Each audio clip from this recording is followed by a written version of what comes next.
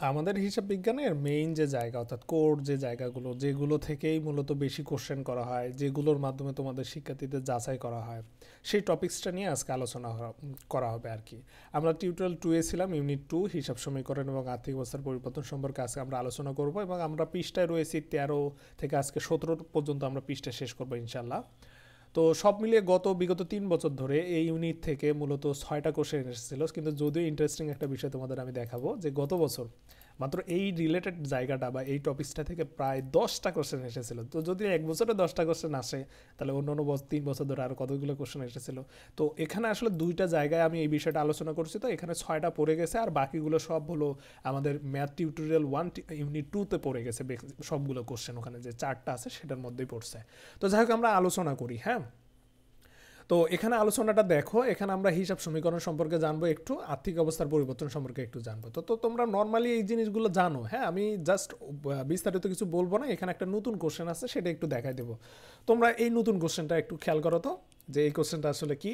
দেখো এই জিনিসটা চাইলে বিশ্ববিদ্যালয় টিচাররা নতুন করে কোশ্চেন। তাহলে লেনদেন সমূহ লিপিবদ্ধকরণ সংক্ষিপ্তকরণের যে মৌলিক কাঠামো তা মূলত প্রণয়ন করা হয় হিসাব সমীকরণের মাধ্যমে। যে ছকটা আছে না সেটার কথা বলা হয়েছে। তো এটা কিন্তু নতুন একটা ইনফরমেশন, চাইলে বিশ্ববিদ্যালয়গুলো উঠাই দিতে পারে।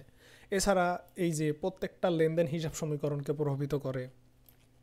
এরপর হিসাব সমীকরণের মাধ্যমে সত্যতা প্রকাশ করা হয় কিসের মাধ্যমে? হিসাব সমীকরণের সত্যতা উদ্দীপকের মাধ্যমে। ঠিক আছে।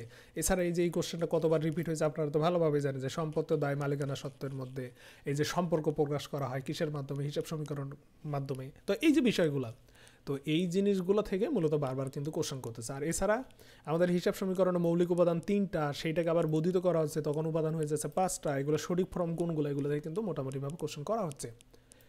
এখানে একটা ইন্টারেস্টিং বিষয় আছে, আর্থিক অবস্থার পরিবর্তন। আপনারা জানেন যে লেনদেন মানে টাকার আদান প্রদান। এই টাকার আদান প্রদান করতে গেলে আর্থিক অবস্থার পরিবর্তন হয়। এখন এই পরিবর্তনটা মূলত 2 ধরনের, অর্থাৎ আমাদের হিসাব বিজ্ঞানে প্রত্যেকটা লেনদেনের ফলে আর্থিক অবস্থার পরিবর্তন ঘটতে হবে, এটা তো আপনারা জানেন।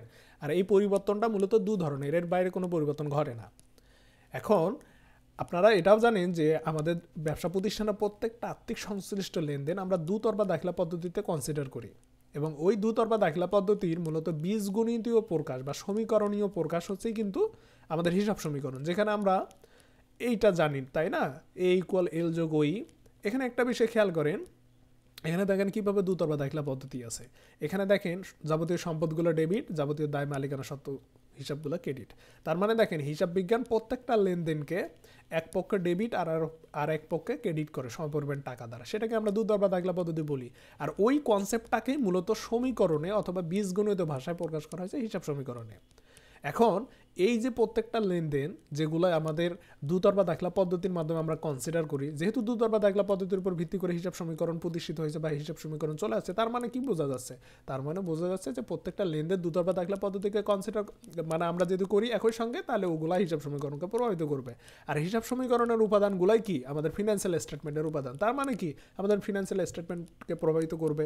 এখন এই যে প্রভাবটা, এই প্রভাবটাকে মূলত বলা হয় আর্থিক পরিবর্তন। তাহলে প্রত্যেকটা লেনদেন এর ফলে আমাদের হিসাব সমীকরণ তথা আর্থিক অবস্থার বিবরণীতে যে প্রভাব পড়ে, এই প্রভাবটাকে আমরা আর্থিক পরিবর্তন বলবো। এটাই নৈমিত্তিকে সাজায় দিতে পারে। আর এই আর্থিক পরিবর্তন মূলত 2 ধরনের হয়, একটা হলো পরিমাণগত পরিবর্তন বা নিট পরিবর্তন, আর কাঠামোগত পরিবর্তন। উদাহরণ দিয়ে দেয় এবং ওই উদাহরণগুলো থেকে তোমাদের অ্যান্সার করতে হবে। এটা হলো বেসিক জায়গা, চাইলেই অনেকগুলো কোশ্চেন করা সম্ভব। আমি নর্মালি একটু শুধু বলে দিই, যদি কোনো লেনদেনের ফলে আমাদের যে হিসাব সমীকরণ আছে, এটা তো একটা পক্ষ, এল প্লাস ওই, এইটা আর একটা পক্ষ, এটাকে বলা হয় ক্রেডিট, এটাকে বলা হচ্ছে ডেবিট। তাহলে এই যে ডেবিট ক্রেডিট পক্ষে যদি 2 পক্ষেরই পরিবর্তন ঘটে, হয় বাড়বে না হলে কমবে। তাহলে এই যে 2 পক্ষের পরিবর্তন যখন হবে তখনই আমরা পরিমাণগত বা নিট পরিবর্তন বলবো। উদাহরণ দিয়ে বোঝানো সম্ভব, কিন্তু ভিডিও ডিউরেশন বেড়ে যাবে, এই কারণে আমি উদাহরণ দিতেছি না। আমরা টিউটোরিয়াল সলভ করছে, অর্থাৎ এই টিউটোরিয়াল ভিত্তিক যখন সলভ করব তখন এগুলো নিয়ে আসলে কথা বলতে হবে। কাঠামোগত পরিবর্তন, তাহলে আমরা জানি হিসাব সমীকরণ এ ইকুয়াল এল যোগ ওই। তাহলে যদি কোনো লেনদেনের ফলে হিসাব সমীকরণের যে কোনো এক পাশেই ডেবিট ক্রেডিট যদি হয়, যেমন সম্পদ বাড়লো ডেবিট, সম্পদ কমলো ক্রেডিট, দায় বাড়লো ক্রেডিট, দায় কমলো ডেবিট, মালিকানা সত্ত্ব বাড়লো ক্রেডিট, মালিকানা সত্ত্ব কমলো ডেবিট। তাহলে এই যে বিষয়টা, অথবা এখানে শুধু সম্পদ বাড়লো সম্পদ কমলো, অথবা এখানে দায় বাড়লো মালিকানা সত্ত্ব কমলো, দায় কমলো, মালিকানা সত্ত্ব বাড়লো। এর ফলেও কিন্তু আমাদের হিসাব সমীকরণের একদিকের পরিবর্তন ঘটতেছে। তাহলে কোনো লেনদেনের ফলে যদি হিসাব সমীকরণে একদিকে পরিবর্তন ঘটে তাকে আমরা কাঠামোগত পরিবর্তন বা গুণগত পরিবর্তন বলবো। এখন এই জায়গাগুলো থেকে হুবাহু উদাহরণ আসে যে নিচের কোন লেনদেনের ফলে কাঠামোগত পরিবর্তন ঘটছে এবং কোন লেনদেনের ফলে পরিমাণগত পরিবর্তন ঘটছে, অথবা এভাবে বলে নিচের একটি পরিমাণগত পরিবর্তনের উদাহরণ চিহ্নিত করো বা নিচের কোনটি। এভাবেই কিন্তু অনেকগুলো হাজার হাজার কোশ্চেন আছে। তো চট্টগ্রাম বিশ্ববিদ্যালয় ঠিক এই জায়গা থেকে কোশ্চেন করেছিল, আমাদের রাজশাহী বিশ্ববিদ্যালয় চবি গুচ্ছ কিন্তু এই জায়গা থেকে কোশ্চেন করেছিল। এখন এখানে আমি মোস্ট ইম্পর্টেন্ট সম্ভবত 22টা এন্ট্রি এখানে আছে, হ্যাঁ সরি 22টা না 42টা, তাহলে এখানে আছে 42টা, আর ওইদিকে জাবেদার অংশে আছে হচ্ছে কয়টা 22টা, এই 64টা যা কোশ্চেন হচ্ছে এই জায়গাগুলো থেকেই হচ্ছে। তাহলে আপনারা এই জায়গাগুলো থেকেই এই জাবেদা এই জায়গাগুলো থেকে হিসাব সমীকরণের প্রভাব, হ্যাঁ এগুলো কোশ্চেনগুলো কিন্তু একদম হুবহু কমন পাবেন, এবং যেটা হুবহু কমন আসতেছে এগুলো ব্যাখ্যা সহকারে সব কিছু দেওয়া আছে। দেখেন এই জায়গা থেকে কোশ্চেন আসবে, জাবেদা করো, হিসাব সমীকরণের প্রভাব দেখাও। আর হিসাব সমীকরণের প্রভাব ওটাই হলো লেনদেন বিশ্লেষণ বা মৌলিক বিশ্লেষণ।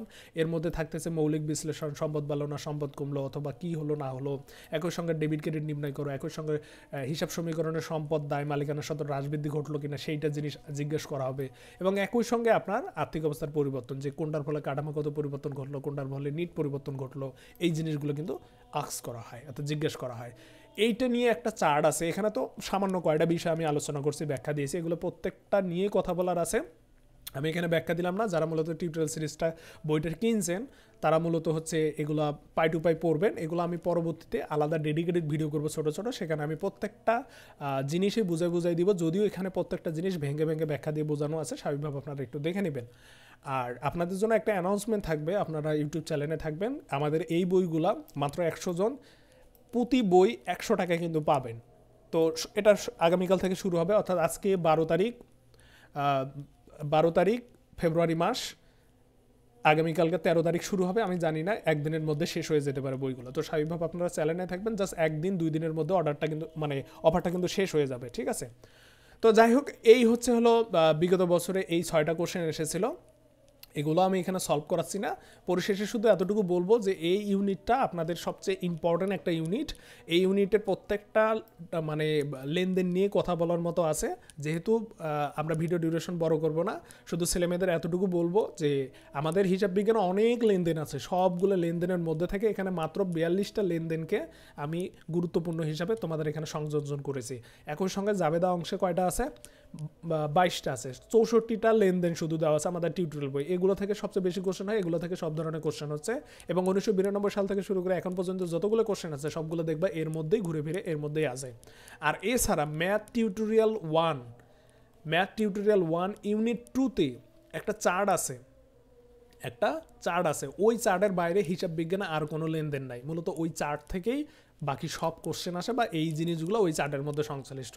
তো স্বাভাবিকভাবে ওই চার্টটা আমরা একটু বোঝানোর চেষ্টা করব, এবং এখানে আরও অনেকগুলো বিষয় বলার আছে, যে পরিমাণগত পরিবর্তনের ফলে আর্থিক অবস্থার বিবরণী যোগফলে পরিবর্তন ঘটে, আর কাঠামোগত পরিবর্তনের ফলে মূলত যোগফলে কোনো পরিবর্তন ঘটে না। এগুলো থেকে কিন্তু কোশ্চেন আসে, এভাবে বলে নিচের কোনটির ফলে আর্থিক বিবরণী যোগফলে পরিবর্তন ঘটছে, কোনটির ফলে ঘটেনি, এই জিনিসগুলো কিন্তু আসে।